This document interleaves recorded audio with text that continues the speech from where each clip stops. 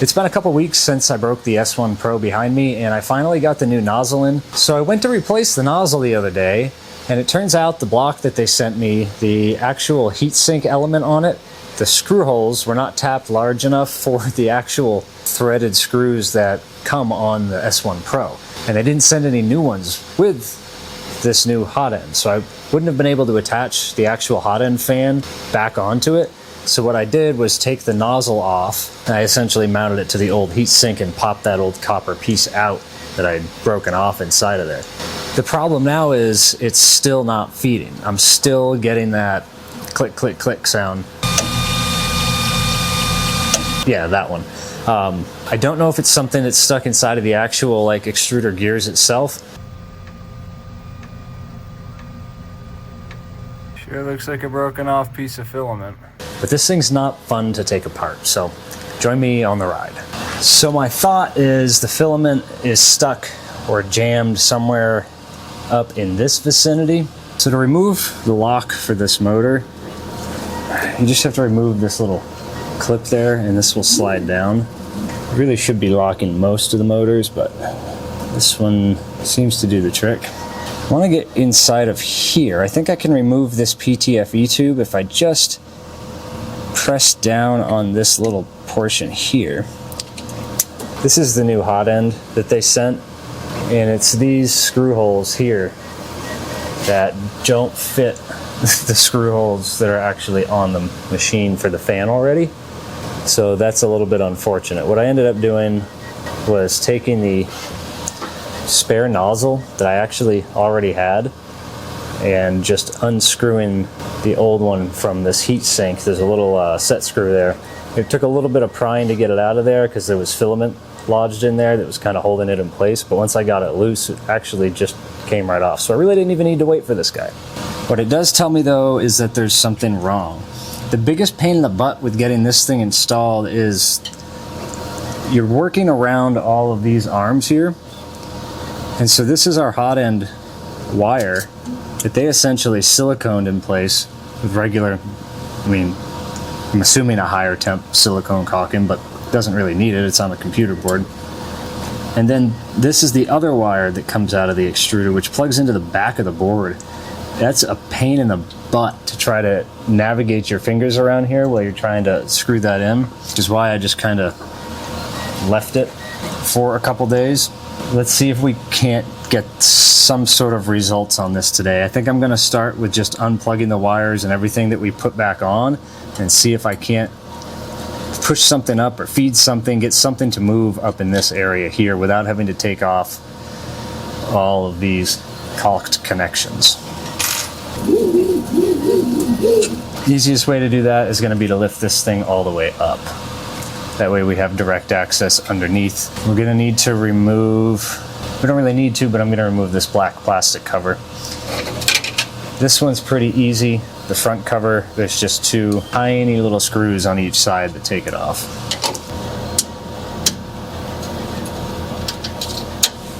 And this one on the back has also got one kind of in the center. When you know it's there, it's easy to find, but good luck getting that back in there without looking. And then this guy just comes right off. Then there are 4 more screws here.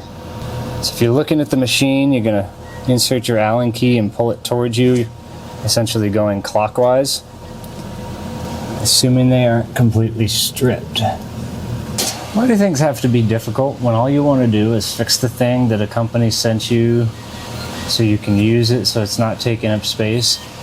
Like, there's no way this is coming out of here, which means the only way to take this nozzle out of here, like, I can't even get this fan off anymore.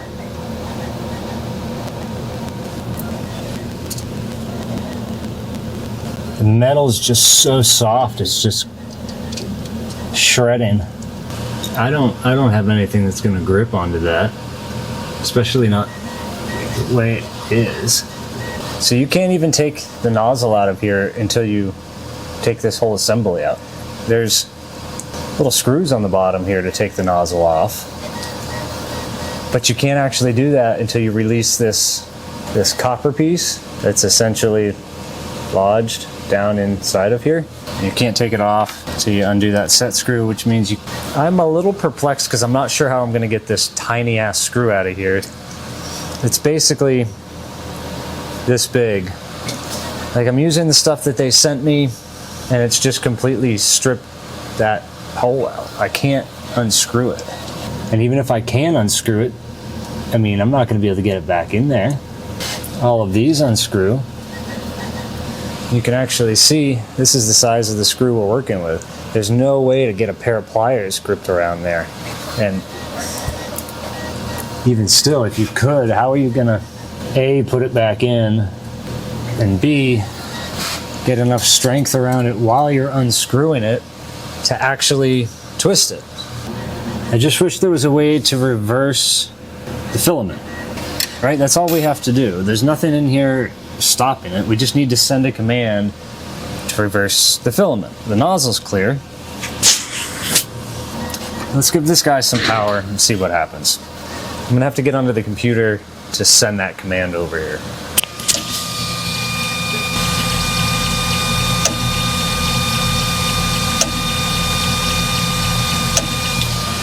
I'd say she's still stuck. Here's the thing about this machine. Well, it's fast, and even dialing it down to slower settings, it's still faster than any of the other machines in here. And the quality is there. Repeatability isn't something I think I could get off of this machine if I was going to use it in a print farm environment. Like I said, good quality prints, slow it down, don't run it at their recommended speeds. It's still faster, but it's not consistent. And consistency is the most important part to me in a 3D print farm environment, which is why I'm testing the GD Plus 4 right next to us. And it's doing its second 17-hour long print of these dumbbells without any issues. So, is this something that I would consider useful in a print farm environment? Not unless you're prototyping. Unless you're designing your own stuff where you need that speed, you want to see the prototyped parts quicker, then sure, I think this is a great machine for that, which is why it fits what I do as I get into doing more and more of my own designs. But right now, all it's doing is costing me time and money, because I'm not doing things that are making me money. Instead, I'm listening to this thing click while I try to figure out how to get probably a tiny little piece of filament stuck out of the extruder. It's just unfortunate. With all that said, I'm going to shut it off, and I guess the easiest route is just going to be to take this front board off, and then maybe we can take, I don't know, I don't even think we're going to be able to get the fan off just because it's locked into there. It sure is toasty back there. Oh yeah, and this thing's got a UPS in it, so it's going to keep doing that for a minute. Unplug it from power, and I'm also going to hold the power button down on the unit for 20 to 30 seconds to deplete any of the remaining electricity that might be in here. Although at this point, that couldn't be the worst thing that happens, right? I'm kidding. Sort of.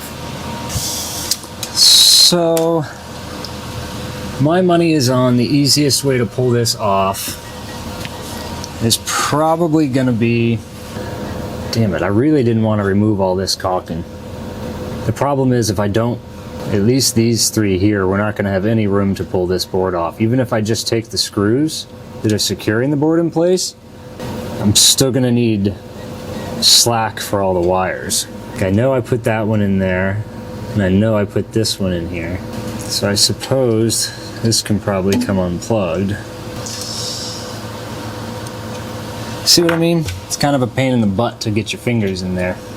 So unfortunately, we're going to have to resort to dissecting this guy. So here's the issue with what they do. They don't just seal around the edge. They're sealing all the connector pieces that you need to depress to get it out of here. Obviously, this is pretty secure. It keeps them in there. I wonder when this thing gets to throwing itself around if this is going to be an issue. I suppose we'll worry about that if we get to it.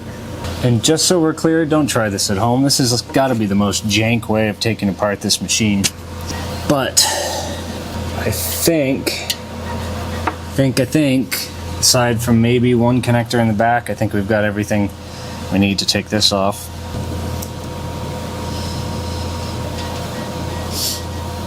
This is probably going to show me absolutely nothing underneath with my luck. Probably could have saved myself a lot of time. Well, actually I couldn't have. No matter what happens, I needed to get behind this board because I can't take the nozzle out.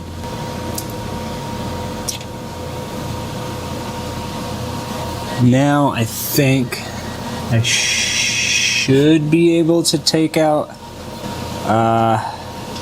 no, because if I can't get the fan out, like, what is our purpose here? So let me get this straight. The next biggest size you send is too small for that. Oh, schoolboy buddy, old pal. This is fine.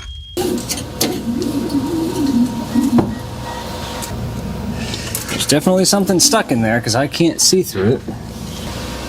Well, I think that's how that was on there. I'm done. Yeah, I'm not gonna sit here trying to screw around with this machine anymore. Because there's nothing that I'm going to be able to take apart on this that's going to let me see inside of that extruder. I can't get the nozzle assembly out because that screw is stripped. If I could get that out, I think we could feed everything back up and I think we'd be okay. Because FLSun sent this to me, I'm just going to reach back out to them because I'm not going to spend all this time trying to mess around trying to get a little tiny piece of filament out of the extruder. I waited 2.5 weeks for them to send me what I already had, so this piece didn't even matter. What I was figuring was that I was receiving a whole new unit here, and that would have made this process a little bit easier. But not only did I not receive that, I received a unit that I still had to try and mess around with for 15 minutes until I realized, hey, maybe your screws just aren't tapped the right way. That's the FLSun S1 Pro for today. Still sitting here, still doesn't work. I'm gonna reach out to my contact over at FLSun and let them know kind of what I discovered today, that the clog was not inside of our nozzle area as much as it is up inside of the extruders, which we can't even venture in there to see. I mean, even if we could take the nozzle out, I mean, I had it out, I couldn't get anything up there. I tried to push something up from there, but there's no way to release the tension aside from maybe unscrewing this, which they don't send you anything for. They send you all the other different sizes that you need, but nothing to adjust the tension on that. It's just been, it's been a fun couple days. So I probably will end up trying to release the tension on here a little bit more, or so, I don't know. If I can release the tension and maybe it can just fall through, we can push another line of filament, I don't know. I'm thinking out loud here. I've bored you enough with this video. We didn't actually accomplish anything, but I wanted to give you a little update on the S1 Pro because it's just been sitting here. I'd really like to use it again. When I hear back from my contact at FLSun, we'll have another video on this and hopefully get it back in running because I've got some things I'm trying to design and this thing would come in handy since it's definitely not being used as a print farm printer. It really would be perfect for prototyping for me. Thanks for watching today, everybody. I know this one was quick and not very interesting, but those of you who wanted a little update on the FLSun or just enjoy seeing my pretty face, you're welcome. Until next time, folks, take care.